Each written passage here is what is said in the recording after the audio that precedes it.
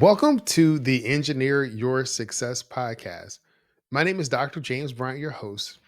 This podcast provides tools, tips, and techniques to help you achieve success, both in business and in life. It is my pleasure to guide you on your journey to designing and living a life where you are winning at work and at home. And I hope that you are having a great week. I want to kick off this week like I ended last week, and that was simply affirming that you are worthy and that you are enough. That means that you are worthy of the success that you want. You're worthy of the life that you want to build. And you are enough simply because you exist. I would encourage you to check out episode 139, The Power of Perspective, Nurturing Gratitude and Embracing Your Worth, in case you missed last week's show. Really overwhelmed by the feedback that I've received so far, both on social media and through the weekly email. Leslie, I really appreciate you sharing the tips or the action steps from last week's episode in your Facebook group or page. And those action steps were number one, take a moment each day to reflect on what you're grateful for. This is something that I've had my private clients do, and several of them have found lots of success in focusing on those things that they are grateful for on a routine basis. Number two is re-examine challenges through the lens of opportunity rather than the narrative of obstacles. And three, just affirm your worth daily because, again, you are worthy just because you exist. Today, we're going to explore the concept of growth and what it truly means, why it's so vital, and how we can actively cultivate growth in our personal and professional lives. So I want you to get ready to gain some insights that can hopefully transform your growth journey. Growth is often depicted as an upward trajectory, like a tree reaching higher, sending its roots deeper while adapting to the seasons. In our lives, growth represents continuous self improvement and evaluation and evolution across multiple dimensions. It's about enhancing our well being and developing new capabilities and nurturing deeper connections with ourselves as well as others. The beauty of growth is that it is or it has a holistic impact. So, improvement in one area naturally strengthens other areas, creating an interconnected network of progress. Like a strong foundation enables a sturdier structure. Growth in your personal life and in your character and in your well being amplifies your professional performance. That in turn allows you to build more meaningful bonds or to be able to support the bigger vision of the life that you want. And so this cycle propels us towards a more fulfilled life, a more fulfilled existence. And so at its core, growth is the essence of life itself. Without growth, we stagnate. Life's journey is about continually moving forward, overcoming challenges, and realizing our fullest potential. Growth is how we keep stretching, how we keep learning and becoming the best version of ourselves. There are a few key questions I want you to consider as we continue this conversation. Number one, what differentiates normal goals from what we're going to define as growth goals? And why is that distinction crucial? Number two, how can we measure growth, especially when it comes to growth goals? And we're talking more about the transformation than we are the outward outcomes. And number three is what steps can I take to reignite my desire for growth?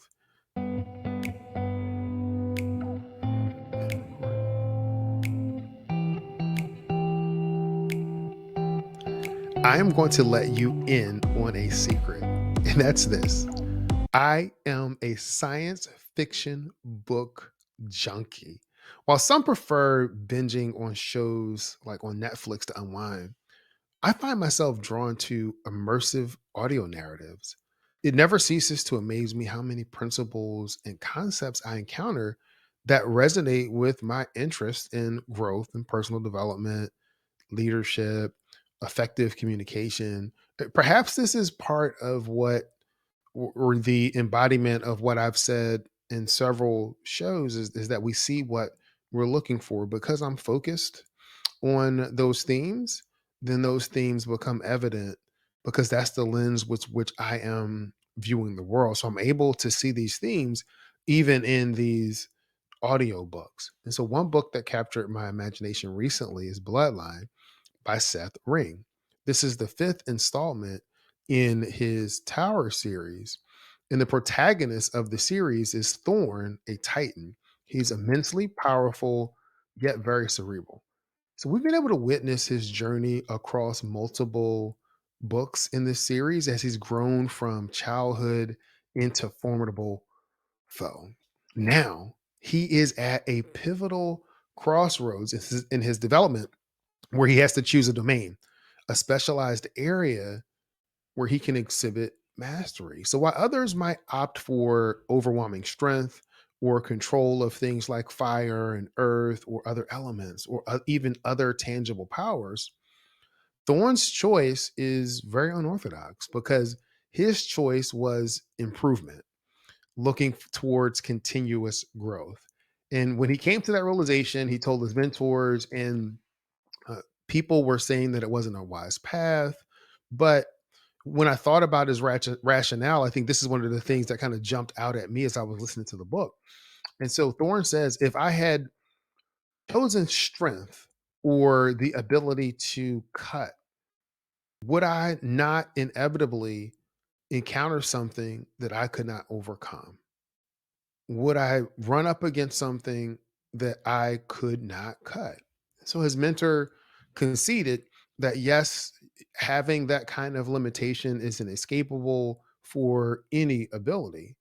But then Thorne further doubled down and he said, now, when facing any obstacle that I cannot yet surpass, my domain compels me to work ceaselessly, growing until I develop the capacity to overcome it.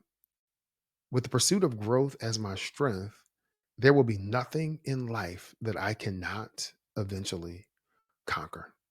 So, this story really resonated with me, and it reminded me that the pursuit of growth itself is a remarkable strength, and it is a superpower, because it unlocks new opportunities. It propels us to transcend any limitations that we may face. The commitment to constant progress and improvement is a gift that ensures our potential remains unlimited.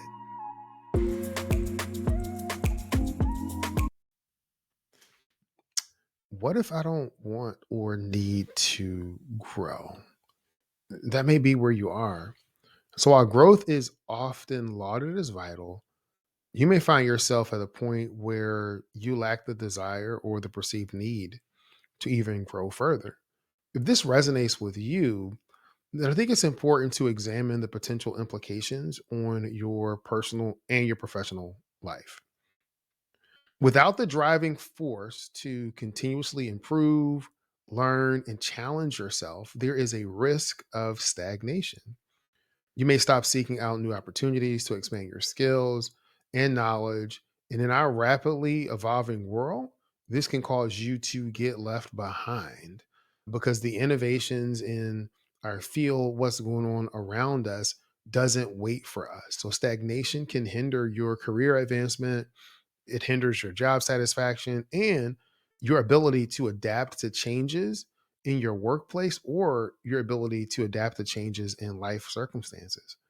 Growth isn't just about your professional gains, it's also about a vehicle for growing as a person. So, a lack of desire to evolve can impede developing qualities like emotional intelligence, resilience, effective communication, all of those things that you need to design and live a life where you are winning at work and at home. These things affect your quality of your life, both professionally and personally. So sometimes a lack of desire to grow may even stem from a lack of awareness that there is more potential to unlock beyond what you can currently see.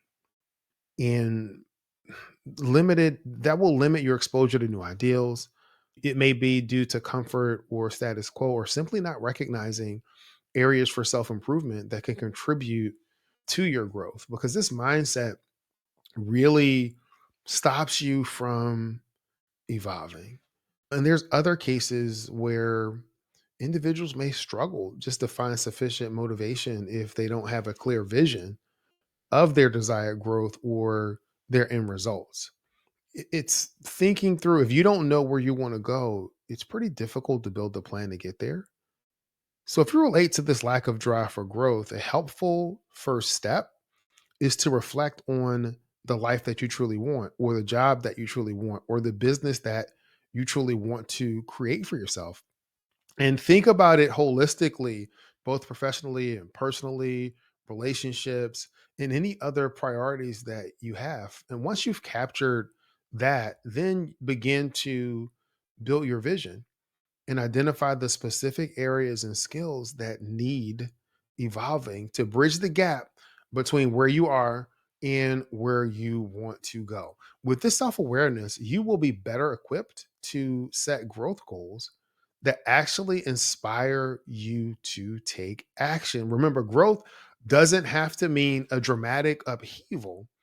Even small, incremental steps of continuous self improvement will compound to have a profound impact over time. The key is to connect your deeper why for pursuing growth. When you have this authentic motivation, the journey becomes one of intentional creation rather than obligation.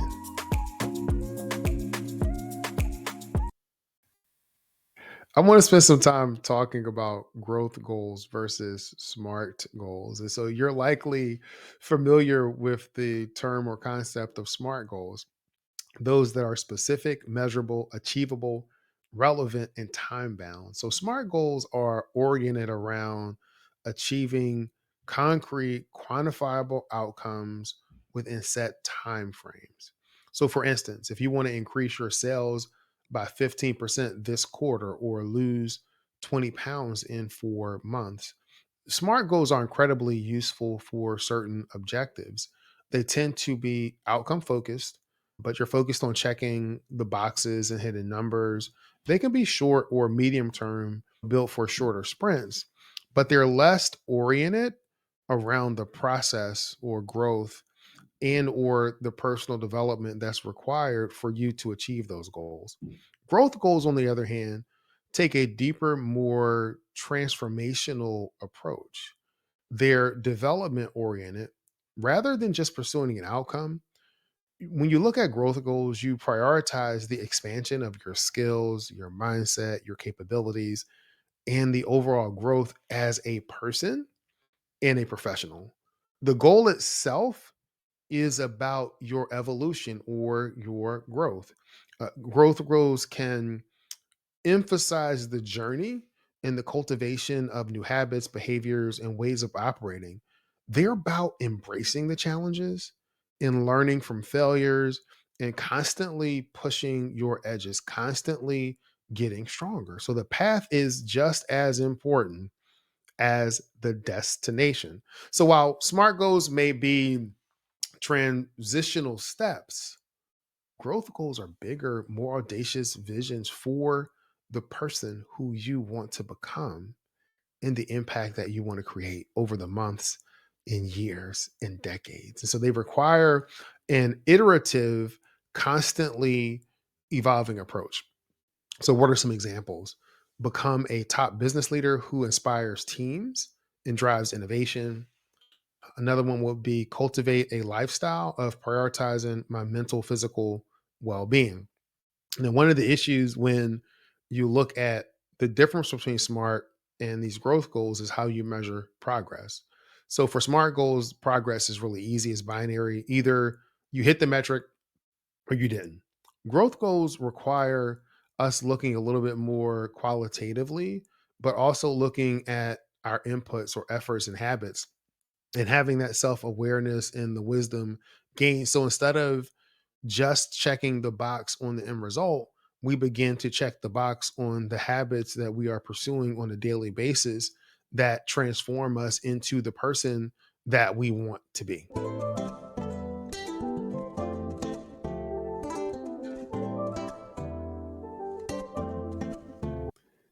As we wrap up today's discussion on growth, I want to leave you with a few takeaways.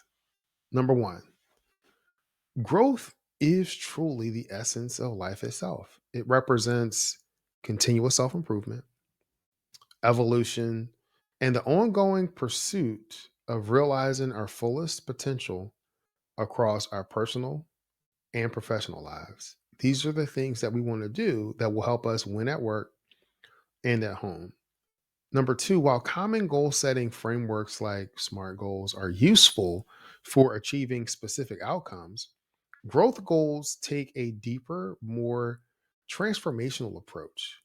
They prioritize the expansion of your skills, your mindsets, capabilities, and the person that you are becoming through the journey. Number three is that if you find yourself lacking the desire for growth, reflect on the vision of the life that you want to create, or the vision of the job or the business that you want to create, and reconnect with your why. Even small incremental steps can compound into really big change over time when it is pursued consistently and with intention. Number four, remember growth is an interconnected journey where progress in one area amplifies the others. Nurturing your well being unlocks greater professional performance and more fulfilling relationships. So, this upward spiral really propels us towards a flourishing life where we are winning at work and at home. So, what I want you to do, I want you to keep stretching. I want you to keep evolving. I want you to keep growing in every area of life that matters most to you. Embrace the challenges as opportunities to unlock new levels. Never stop striving to become the highest vision that you have for yourself. Growth is a remarkable strength that ensures your potential remains unlimited. And make no mistake about it, you do have unlimited potential. Make the pursuit of growth your lifelong companion and watch the obstacles give way to possibilities. I am going to end this podcast like I end every podcast episode, and that is this: many people know what to do, few people know how to do it, and there's a select group of people that actually follow through, do it, and are living the life of their dreams. It is my desire for you to be part of that select few. I want you to be great this week, and I will remind you again that you are worthy of success. All right, thanks.